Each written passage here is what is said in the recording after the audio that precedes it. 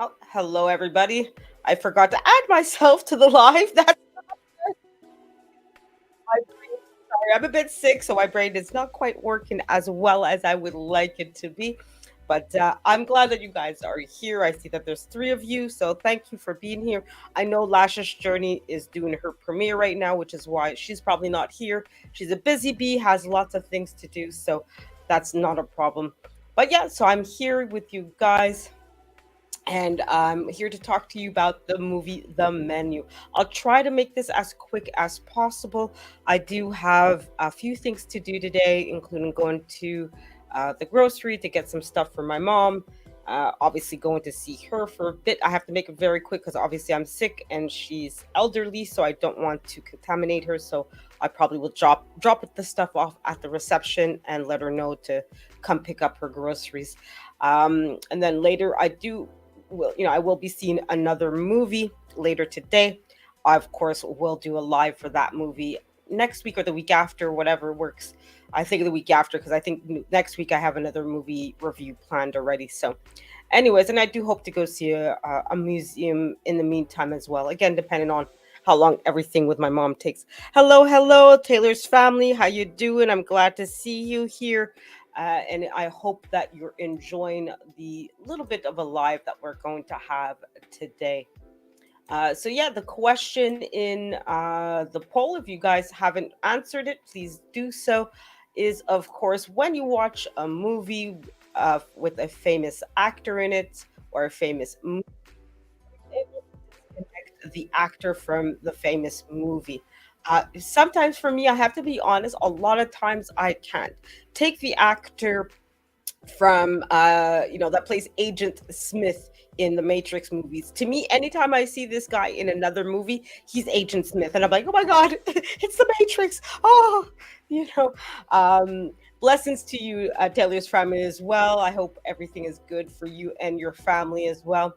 And the reason why I asked this question is because one of the actors in this movie is from Harry Potter, Ralph Fiennes, who plays, of course, he who shall not be named, ooh, Lord Voldemort, of course.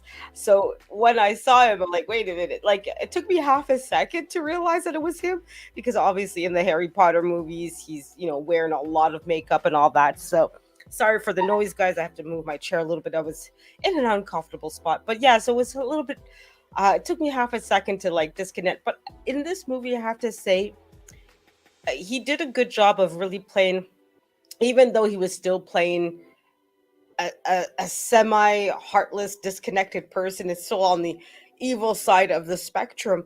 Um, it did help that in the Harry Potter movies, he had a lot of makeup on and a lot of prosthetics, and a lot of it was digital and stuff like that, right? So you weren't seeing his full, real face and what he really looks like in the Harry Potter movies. So that helped a lot to sort of disconnect Harry Potter from him and consequently just sit down and enjoy this movie for what it is or not enjoy it depending on your opinion.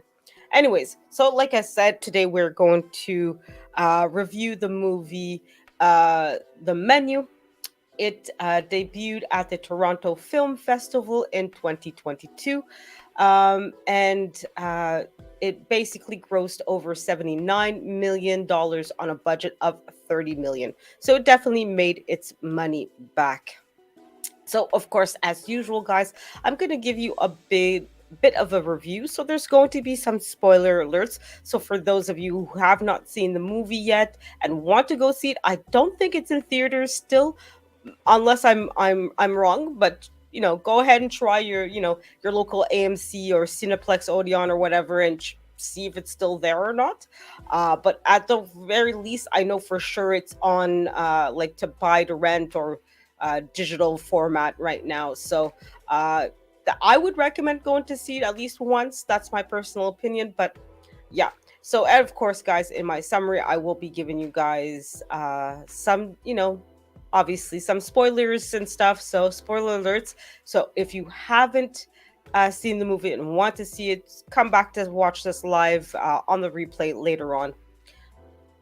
So as I was saying, as far as the actors are concerned, you have a couple big names. Of course, Ralph Fiennes being one of them.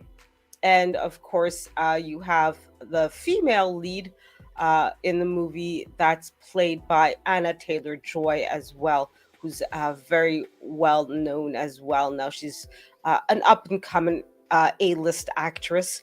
I don't know if she's A-list now, but if her career continues as it is, she probably will be. So those are the two big names. Well, no, there's a third one. There's also John Leguizamo, who's more of a side character in this movie. But the three main are played. Two of the three main characters are played by two very well-known actors, and then you have Johnny Leguizamo, who's more of a side character than anything else. His character, I don't know. I feel iffy about him in this movie. Anyways, we'll get into the movie and hopefully you all understand why I'm a bit hesitant on this guy as an actor in this movie. Anyways, so in this movie you see the two main character, right? Tyler Ledford and Margot Mills. Margot from the get-go makes it very clear she's just an average person, right? She's not a big time person. She's not coming from a wealthy family. She didn't, she's not, oh, I worked so hard and now I'm a boss babe, I'm a CEO, and, or I'm an actress or I'm a singer, whatever. She's just, hey, I'm just an average person. Her boyfriend, or the date, you're not sure at this point, is a foodie. So he basically invited her to come along with him to this private island where they have a very exclusive restaurant, right? And right away from the get go, you can tell that there's a difference between how he is as a person and how she is, right? You can tell that he's more snooty, more quote unquote upper crust. So this will be something that factors in later on into the movie. Okay, guys. So they obviously have to get to the private island, so they use a very swanky, high, very high expensive yacht. I don't know if it's a boat or a yacht, but yeah, I've never had either personally, so don't ask me the difference. I don't know, folks. Okay, but it's very expensive one way or the other by the looks of it.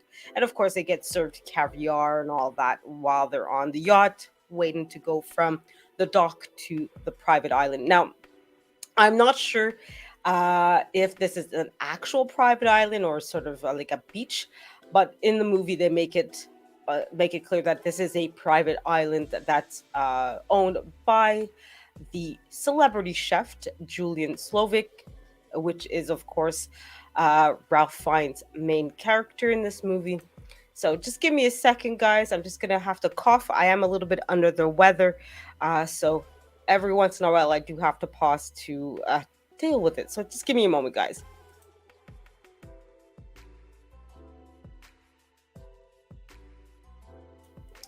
All right, thank you guys for being here, and thank you Taylor family for the heart.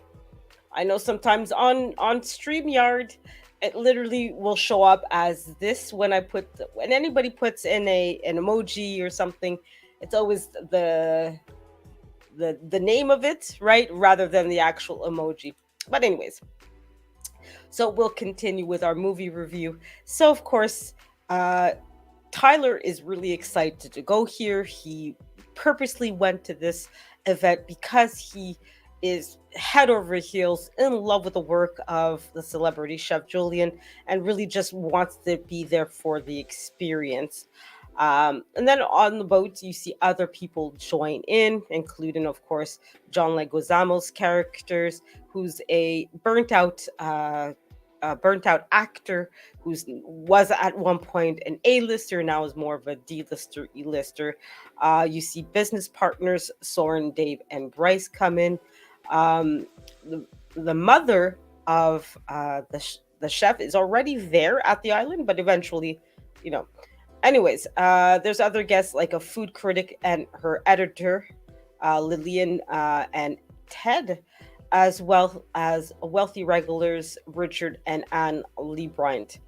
Um, and yeah, John Leguizamo character is named George Diaz, and his assistant also comes with him, Felicity Lynn. Okay, so that's the menage of actors or characters in the movie.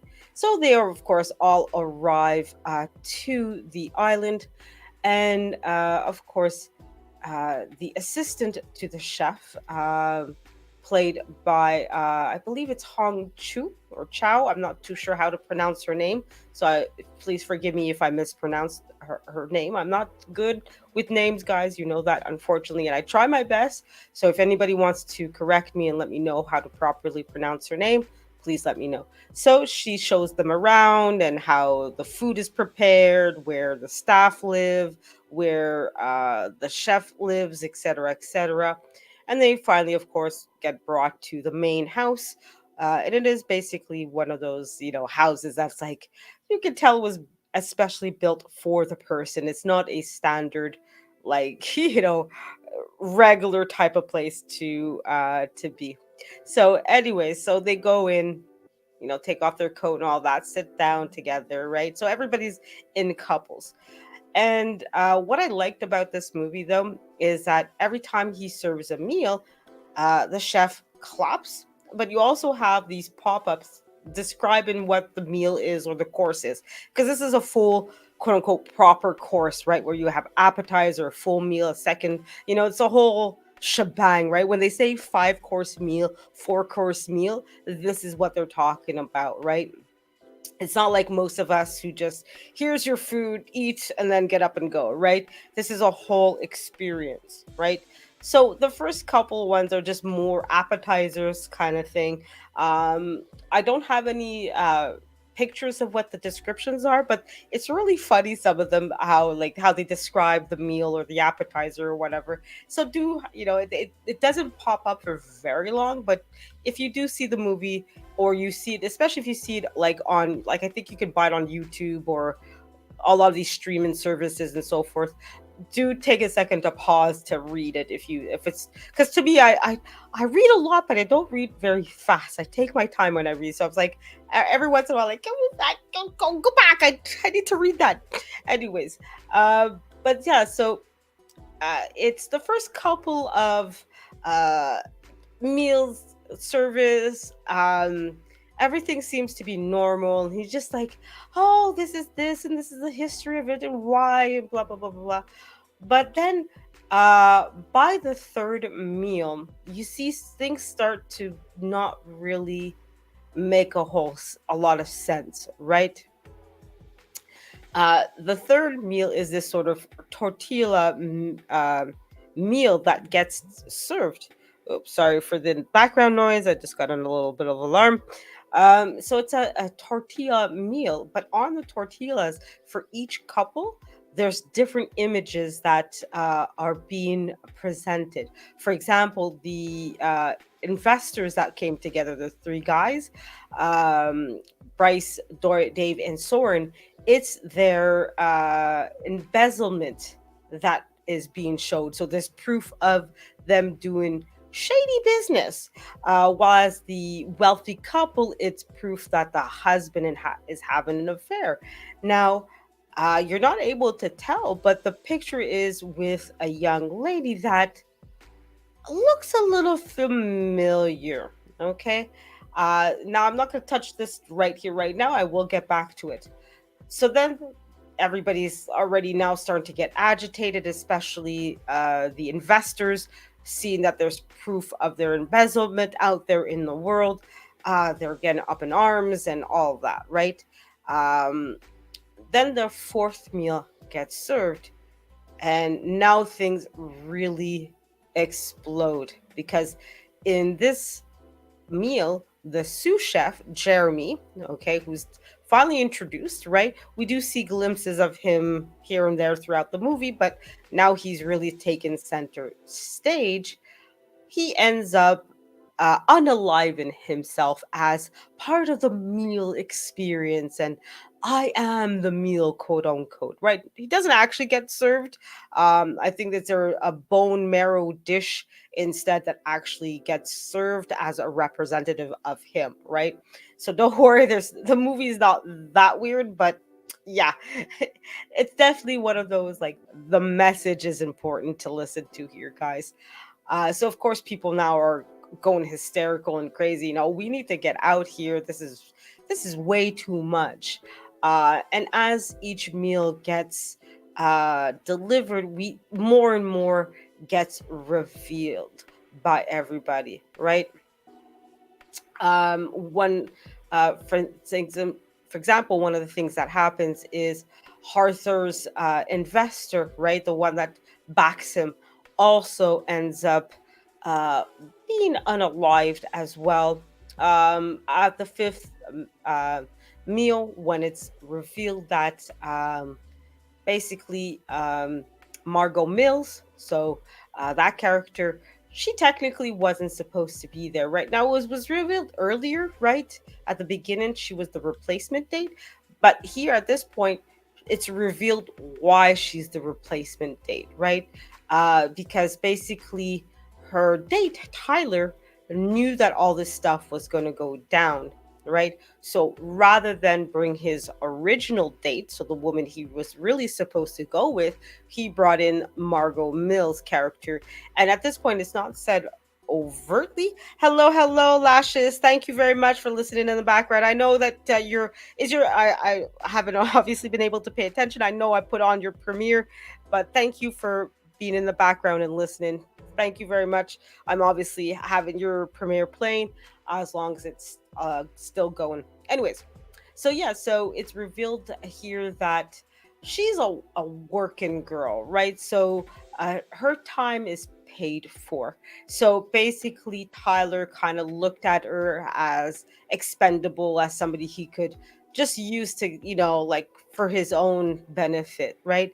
And that's when basically, now all throughout the movie, the chef and Margot have a conversation, and he kind of tells her, look, this is what a lot of wealthy people do, right? They use the working people, the average people, to do their bidding, to do the grimy stuff, the unclean stuff, the things that they don't want to do for their benefit, for their profit, right? So here he is, quote unquote, knowing that he's going to pass away, rather than save everybody and let them know, hey, this is what's going to happen.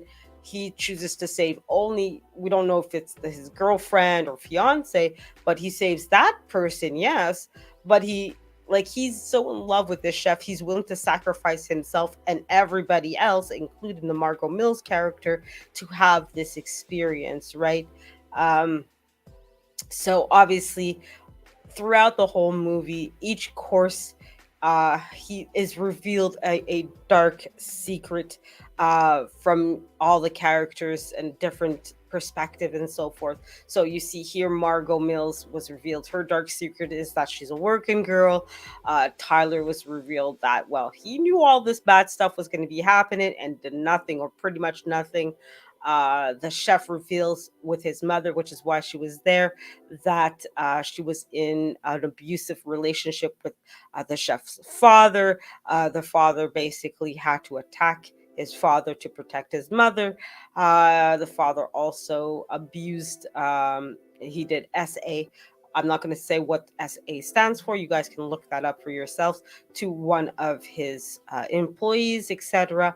Right? The chef, the sous chef that unalived himself, felt like a career failure, right? That his career was not going to go anywhere. He had big dreams and wants, and tried so hard to be like the chef, but realized, yeah, he's not ever going to be at that point. So throughout the movie, right, you're seeing more and more of these characters unravel, and you think everything is perfect and wonderful, and all these characters are put together, and wow, I want to be like them. They're so cool. They're wealthy. They have good jobs, whatever the case might be, right? You're looking at them like, I want to be them. And as the movie goes on, right, you realize more and more that each character has something that you're not really envious, right? You're not really jealous about themselves and their life. So, of course, the chef does propose to Margot, that, hey, look, you're not really one of them. Like, you're the way you handle yourself, the way you deal with people, you're not really one of them. So you have a choice here. Everybody's passing away today. Everybody at this meal is going to from the staff to the guests, everybody. And like I said, already two people have already passed away. So it's like this is a done deal here. So either you're going to pass away as one of them, or you're going to pass, i.e., the wealthy people, the 1%, however you want to look at it, or you're going to pass away as one of us, one of the quote unquote working class people, right? Now, of course, she doesn't want to pass away either way. This is not what she wants, regardless of who it's with. She's not ready for that, right? So, of course, there's a moment where everybody's released and you guys get, oh, can you try to escape? So the men try to escape because it's only the men, right? And of course, the men in this movie are portrayed as, unfortunately, as cowardly, and they all take their chance of, okay, I'm gone, bye everybody, best of luck, ciao, and they try to escape. But of course, all of them are found out and brought back. But the Margot Mills character does try to escape as well. And she thinks she's done so. She finds one of those radios, the ham radios that connects with people on the island, off the island, I mean, and oh, we got rescued. And you see somebody, the police come in and, hey, what's going on, do you guys need help, I got a call, blah blah blah. So finally, John Leguizamo character, who's basically been the comedic relief in the movie, which is why I wasn't too keen on this guy, comes in and, oh my god, yeah, we need help, we need you to save us, oh my god, they've been doing this, all these crazy things to us, oh my god, oh my god, oh my god. Right now, it's revealed that this guy, the rescue person, is actually working for them. So they're not getting the help that they think. Sorry, guys, I have to cough again, so I'm just gonna mute myself.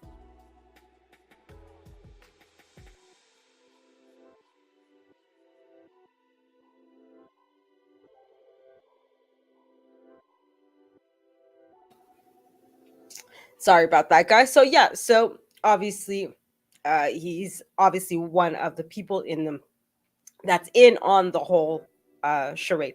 Sorry, the cough wants to continue. Give me a second, guys.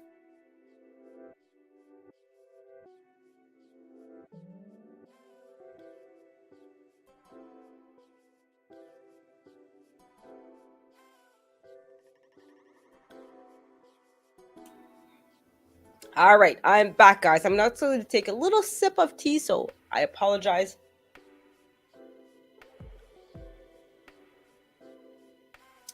So yeah, so the rescue person is in on the whole thing and obviously does not actually rescue them. So of course now everybody's desperate. Now, while the Margot Mills character was out trying to find a way out, she ended up in the chef's house. And she sees a little magazine clipping, a newspaper clipping of, oh, this is an up and coming chef and makes the best burgers and all this stuff. And you see at this point, it kind of clicks in her head. Let me use this against him. Let me use this as a way to get out. Because he made a couple comments in the movie that, hey, you're not like everybody else here. You're different, but you still have to pass away, right? So she kind of interrupts him in his movie, in his not in his movie, in his speech. Hey, listen, I wasn't happy about your meal, I am hungry, I want you to serve me a burger, and I want you to serve me this kind of burger with this and that and blah blah blah. This takes him aback, right? Sorry, have to cough again, guys, sorry.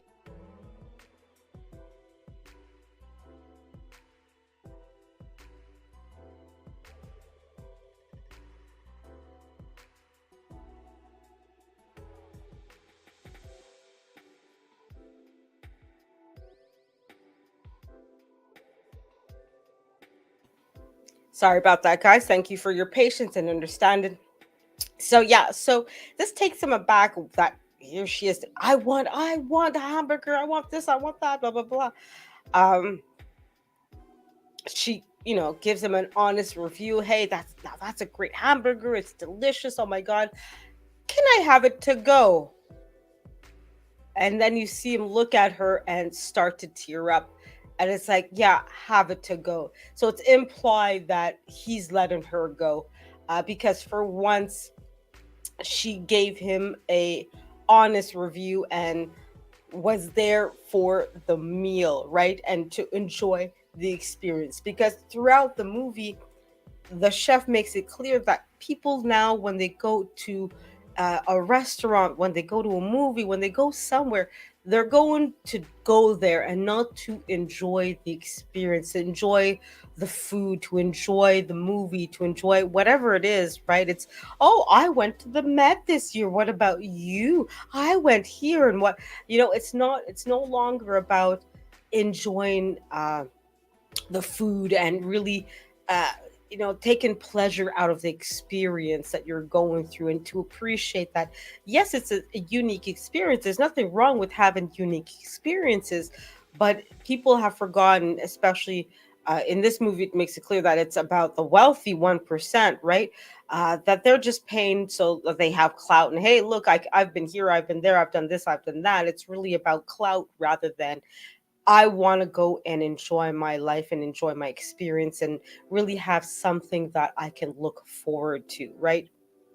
So that's why he's critical. In the very last meal, well, the guests become the meal. So that's where, as it's being served, right? That's when Margot Mills' character had intervened, right? So you see the food critic, sorry, not cricket, but critic, so sort of like do that hand shooing gesture to let her know, just forget the rest of us, just save yourself at this point, get out of here, because they kind of, at least she realizes that, hey, we're not as fantastic as we think we are. So yeah, we might not deserve uh the best outcome, right? So everybody else just, at this point gets quote unquote subdued, and they go with it. So you see the chef put these like fudge hats on them, and these marshmallows, capes, I guess you could call it. I'm not sure what the name of it is, but they become the meals.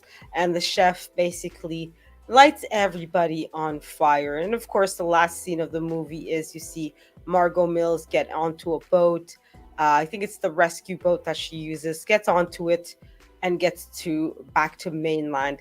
It's not really clear what city they're in. I'm gonna guess either LA or somewhere like Martha's Grove or something like that. But I can't be sure where this, it's never really mentioned what city they're in. So I'm not 100% sure.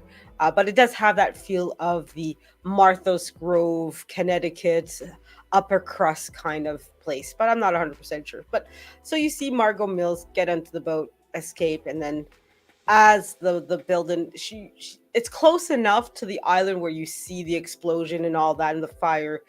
You can kind of see her take out the food and eat the rest of her hamburger and all that, and really just enjoy the meal and the fact that she's escaped. So yeah, so that's the movie, guys. So obviously there's some things that I left out. Hopefully you guys go to watch the movie for yourself, right, and enjoy it. Hopefully, I liked it. It is, I mean, it's not a horror movie as in the sense of you're going to get a lot of blood and guts. There is some violence in here, guys. So if you're squeamish, if you don't like that kind of stuff, then this is not the movie for you. But if you like a more horror, suspense, mystery kind of movie, this is this could be really up your boat. So the one of the things that I like I said during my movie summary, is the little pop up descriptions of each meal, each appetizer that was being presented. It was really cheeky, really funny, and it was always like appropriate for that moment, right? Because each time they serve an appetizer or a meal, right, there's a whole backstory to it as he's talking about it, right? There's a whole reason why he's serving that thing, and he gives a story, right? It wasn't unnerving sometimes. Every time, like I said, he served a meal, he clapped loudly, so it did sometimes like get you out of the movie, like, wait, what? It's very jarring when you hear it sometimes, but it was very apropos. And like, for one example, one of the quote unquote appetizers is that a lot of times they serve a bread with, a variety of sauces that you can put onto the bread. So in this case, Well, bread, as he describes, is usually that meal that everybody has bread, right? From the it doesn't matter how much money you have. If you don't have bread, you're not living, right?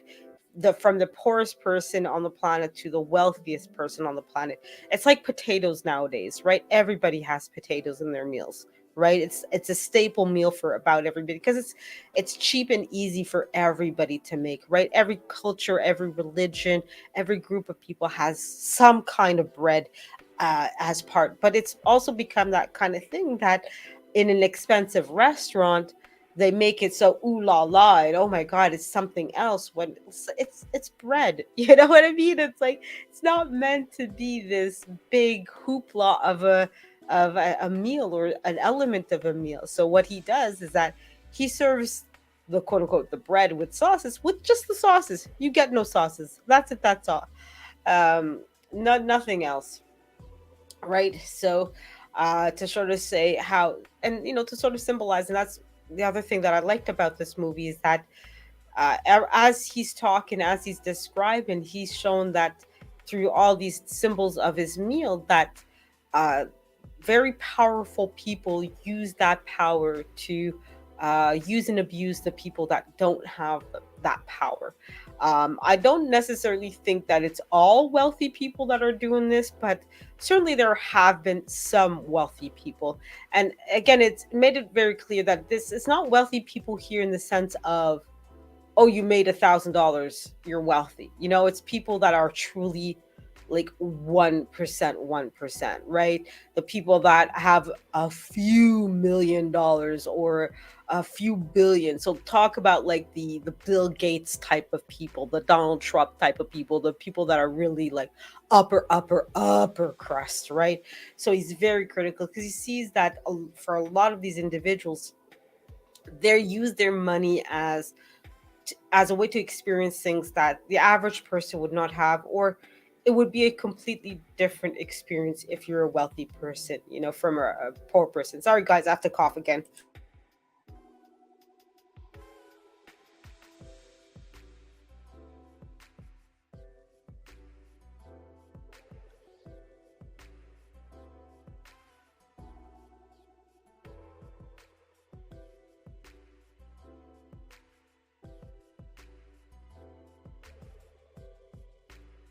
Sorry guys, sorry. Thank you for your patience again, guys.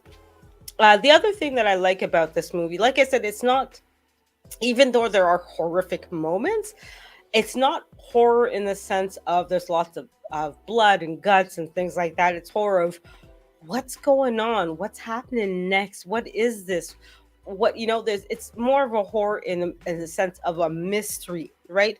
And I think that's well played because sometimes too it's not about, the horror. To me, the most effective horror isn't always about the blood, it isn't always about what's gory. It's about what's going on, what's happening to me. It's about, this makes no sense, right? It's the senselessness of the event, right? To me, that's really a good horror movie, right? So you had elements of this, uh, where, especially for Margot, she's there, she's a paid escort, right? She's just there because she was told to be there, So for her, it's like, I don't think I deserve any of this. What are you involving me in this here, For the other characters at first, they're like, what the hell? I don't deserve this. But of course, as the movie's going on, each character comes with their, no, you're not exactly a good character here. You're not exactly a good person here. You have said and done things that are, not a little questionable at the very least. And so obviously this movie doesn't use a whole lot of effects, right? Now, of course, there's some at one point, of course, when at the end of the movie, when the building goes on fire and all that, there's probably some special effects at that point. So there's some, but not a whole lot. But yeah, so it's the kind of movie that, like I said, if you like horror movies but don't like the gore, I would say go see this movie. Like I said, it's more suspense. Yes, there are a few moments where ooh, it does get a little bit, crazy, But overall, you're not going to see a huge amount of blood and fighting and things like that. It's much more scary as far as the tone of the movie. The acting overall in this movie is pretty good. Like I said, you got some several, two, three good actors there. John Leguizamo is the only one that even him and his assistant, I forgot her name, but those two characters are the only two that felt like they felt like they were put in as more comic relief rather than generally characters that have done things that weren't so great. Because I felt like they were trying to portray Johnny's character more as the abusive actor that doesn't appreciate their assistant, and the assistant then having to do what she has to do, i.e., steal from him to get what she wants in the life that she deserves. But it never came out that way, right? It kind of felt like the assistant really wasn't suffering that much. Like she really wasn't having that horrible of a time. Like you kind of felt like she was an act somebody that, you know, was making $100,000 and wanted to make $200,000. So it's like you're looking at her like $100,000. That's a decent salary here. That's not that bad. It's not a horrible salary. Sure, everybody wants more, but $100,000 even today is, especially depending on what parts of the US you're in or Canada, you can live a very good life off of $100,000. You don't really need that much, right? So it kind of came off as she really wasn't in that much of a horrible, like dire need for money, and Johnny didn't feel like he was that horrible of a person that, like, yeah, you can tell that he was, when he was a hit actor. I think they mentioned one particular movie. Oh, I loved you in this, and it was absolutely great. You can kind of tell that he was accustomed to the fame and recognition, the life that brought him, the money, etc. And when all that just faded out, as it happens with a lot of A-list actors, if they don't keep up those movies, right, that lifestyle, they fade out of the limelight pretty quickly, right? So it felt like he was accustomed to things and just hadn't realized that, yeah, you're not doing anything to deserve it. So it's normal that people might not remember you, or if they do, they might not fawn over you as they did. Sorry guys, have to cough again.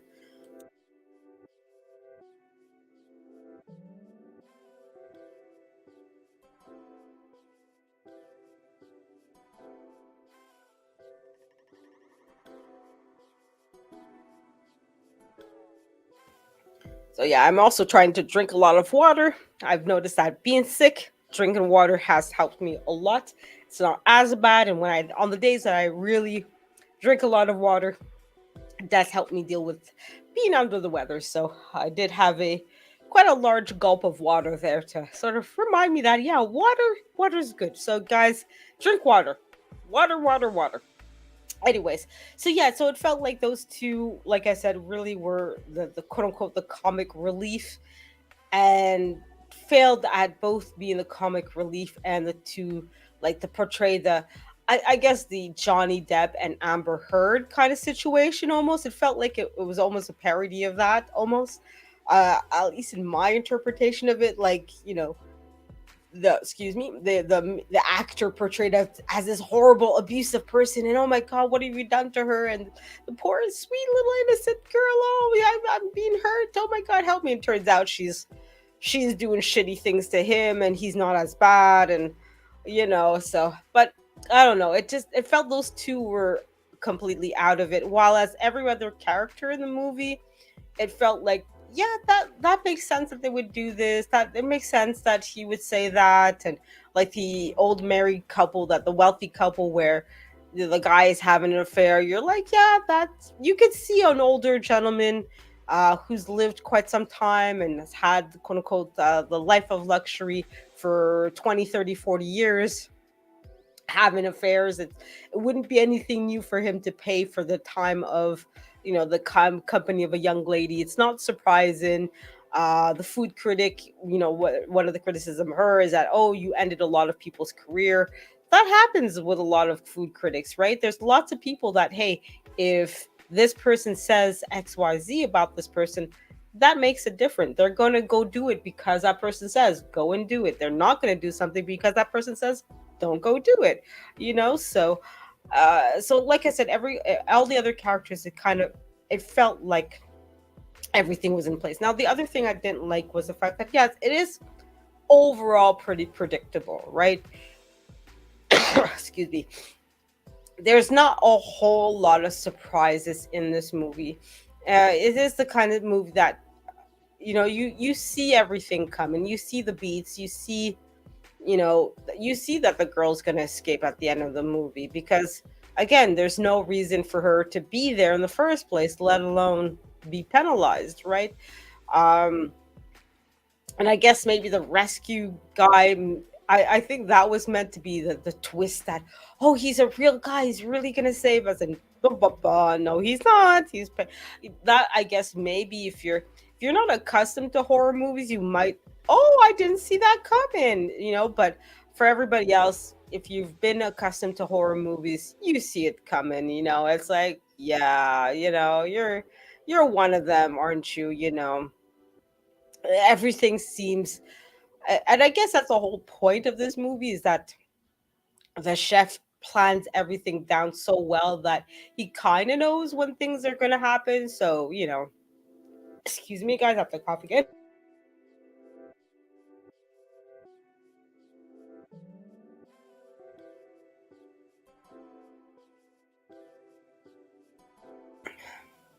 So sorry about that, guys. So I guess that's part of the point of the movie, is that you're supposed, like, even symbolically, the guy's telling you you're not going to meet a happy ending. There's a whole point of what I'm saying and doing here. So it's predictable that, yeah, you're not going to have a happy ending here, folks, for the most of you, right? Even as he's addressing the Margot character, right? You're not like everybody else, right? So to indicate the fact that she is unique and that she will survive, basically, right? So, it's all these little elements that could be a good thing, could be a bad thing. The predictability for me, although that's part of the movie, really wasn't something that I'm like, oh yeah, this is great, it's so wonderful. And that's overall, you know it was a bit, but like I said, this movie overall, I did enjoy it. It's a nice, I think it's 90 minutes or something like that. I have to check here. Let me see if it's says how many minutes this movie is. Overall, it's a nice quick movie. um it's not, to me, will it deserve Academy Awards, and, oh, it's going to be, probably not. But if you want a quick 90 minutes, hey, let's have a fun evening together, I would definitely recommend watching it. So I'm not, oh, it's 107 minutes. Okay, so 107 minutes. So what, an hour and 47 minutes, that's kind of thing. So close to 2 hours, but yeah, it's a nice quick 2 hours, though. It really didn't feel like the movie was 2 hours. It really didn't.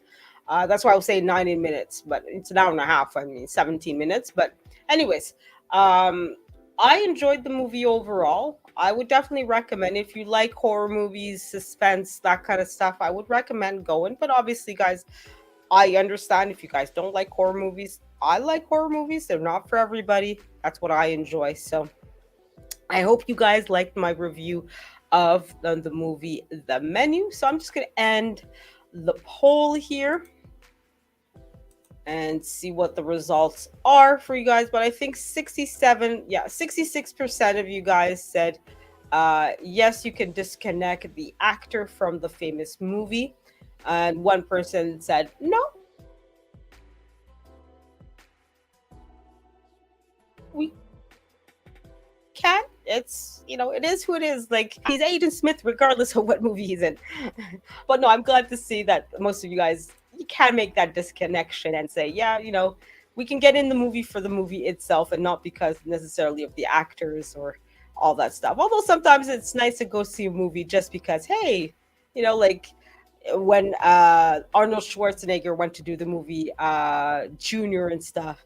He's an action star, right? So it was nice to see him in a comedy, right? So every once in a while, it's nice to see actors doing things that's not typical for them to be doing, right?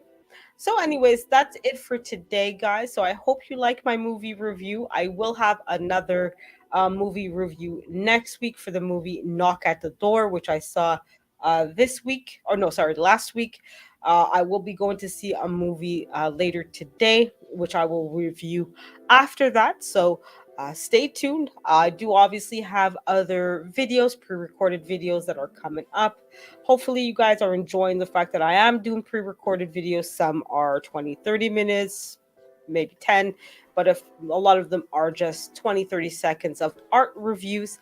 So let me know if you guys want me to continue that. I know I also have to do my 2 cent horrors, Kevin stories. And I am looking to start a few other things as well, but who knows if that's going to be something I want to do for this channel or for I have several other channels that I don't use them, but I might use those other channels for some of the other content that I want to create. For example, I want to start unpopular opinions where I present ideas or concepts that may not be that everybody loves that. Oh, fantastic. Sometimes, yeah, have that person that, the black person voting for Trump, or, the things that for a lot of people, oh, I hate you because you did this, or, those kinds of topics, and really just go into them as somebody that, hey, what if it is a good idea to do this? What if it is a good idea to do that? What if, right? But again, you guys, I say this, if you did vote for Trump, I'm not saying you're a horrible person, okay? I'm Canadian anyways. Like, American politics is not my business anyways. So like, what do I know? Anyways, I'll let you guys go. Thank you for being here, guys, this Saturday morning. Thank you, Taylor's family, for being here. Thank you, Lashes Journey, for spending some time with me. I appreciate all your time and effort, guys, that you've given me today. I know you guys could have done anything this Saturday morning. So thank you for being here and spending a little bit of your time with me. So I hope you guys have a wonderful day today, and that the weekend is as wonderful as you guys are. You guys deserve nothing but the best that life has to offer. Don't forget that. Have a great one, guys. Bye.